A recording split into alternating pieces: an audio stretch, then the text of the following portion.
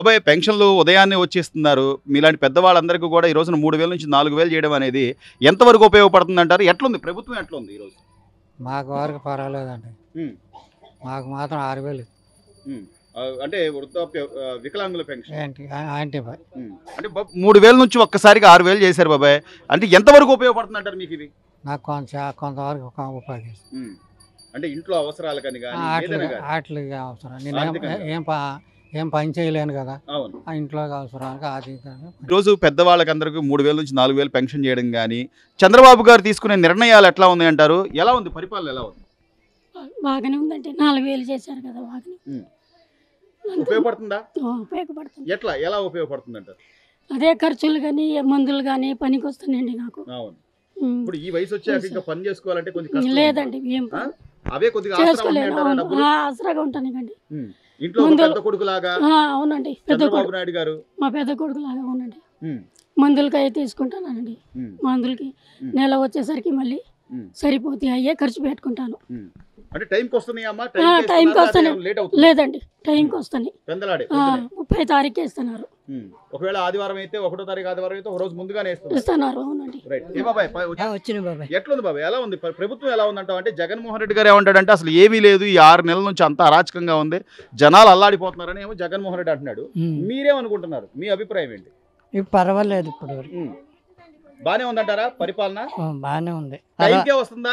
టైంకే వస్తుందంట. టైంకి వస్తుంది. బానే ఉందా పరిపాలన? బాగానే ఉంది. అమ్మ ఎట్లుందమ్మా ఈ రోజున ప్రభుత్వం వచ్చిన తర్వాత పెన్షన్లు ప్రతి నెల 1వ తారీఖే కరెక్ట్ గా టైంకే వస్తున్నారు. ఇది ఎలా ఉందంటావు చంద్రబాబు ప్రభుత్వం? బానే ఉందండి, బాగుంది. ఆ డబ్బులతోనే మేము బ్రతుకుతున్నాం. అంటే ఇంట్లో పెద్ద కొడుకు మాదిరి పెద్ద కొడుకే, ఎవరికి లేరు. మాకు మమ్మల్ని పోషించే వాళ్ళు ఎవరు లేరు. మాకు అదే ఆధారం. అంటే గ్యాస్ సిలిండర్లని కానీ లేకపోతే ప్రతిదీ కూడా అంటే ఆలోచించి జనాలకి ఏది మంచి కావాలి, ఏది మంచి జరుగుద్ది అనేది ఆలోచించి చేస్తున్నారు. గ్యాస్ ఇంక పెట్టుకోవాలా మేము, ఇంక గ్యాస్ చేసుకోవాలి. చేయలేదు అంటే మాకు డబ్బులు లేవు కదా. బాగా సాయం అందిందమ్మా? అందింది. జనాలందరికీ కూడా అంటే ఇక్కడ ఈ ఎస్పెషల్లీ ఈ సింగ్ నగర్ లో చాలా ఇబ్బందులు చాలా ఇబ్బందులు పడ్డాం. అమ్మో అసలు ఇంకా బతికి బయటపడ్డాం అంతే, ప్రాణాలతో బయటపడ్డాం అంతే. అసలు ఒంటి మీద ఒక్క నైటీ ఇలా వేసుకున్న నైటీనే మిగిలింది, ఏమి లేదు. అప్పుడు ప్రభుత్వ సాయం బాగానే అందింది. వచ్చినాయి, మాకు వచ్చినాయి. చంద్రబాబు నాయుడు గారు కాబట్టి ఏం జరిగింది, ఎట్లా వాళ్ళు మళ్ళీ ఎట్లా తేరుకోగలుగుతారు, ఎంత ఆలోచన చేశాడు.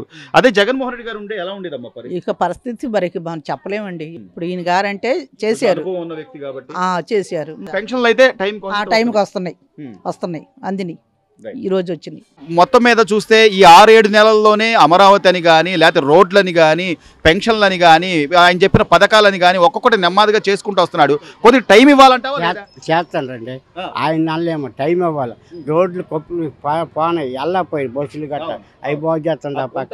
ఆ పక్క అవి బాగు చేస్తాడు, ఈ పక్క పెన్షన్లు ఇస్తాడు, ఆ పక్క ఈ పిల్లలకి వేస్తాడు, అమరావతి చేస్తాడు, ఈ పక్క రాజధాని పోరానికి ఏడు చేస్తాడమ్మా.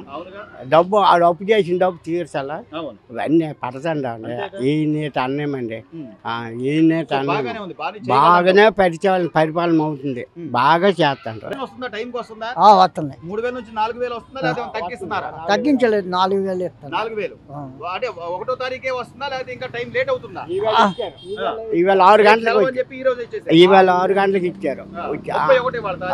ఇవాళ ఇచ్చినారు చెప్తాను. పెన్షన్ లాభలేదు, ఇంటికి వచ్చే నేర్పించేస్తాను. డోర్ కొట్టేస్తున్నారు. బాగా పరిపాలన బాగానే ఉంది. టైంకి ఇస్తున్నారు. ప్రభుత్వం ఎట్లుంది? ఇప్పుడు కొత్తగా వచ్చిన ప్రభుత్వం ఎట్లుంది? కొంచెం పర్వాలేదు. అబద్ధం చెప్పకూడదు, పర్వాలేదు. ఎందుకు అంటే ఏం పర్వాలేదు అంటారు?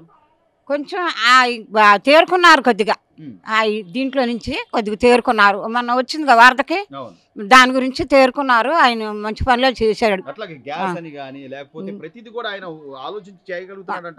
చేయగలుగుతున్నాడు, పర్వాలేదు. పండుగ నుంచి మహిళలందరికీ కూడా ఉచిత బస్సు ఇస్తారంటున్నాడు, ఉచితంగా బస్సు కూడా ప్రయాణం కూడా చేయొచ్చు. ఇప్పుడు అంటే చంద్రబాబు నాయుడు గారు లాంటి సీనియర్ వ్యక్తి, ఒక నాయకుడు అయితే, ఒక రాష్ట్ర ముఖ్యమంత్రి అయితే బాగుపడుతుంటావు మా రాష్ట్రం? పర్వాలేదు ఇప్పుడు ప్రస్తుతానికి పర్వాలేదు ఇప్పుడు వరకు.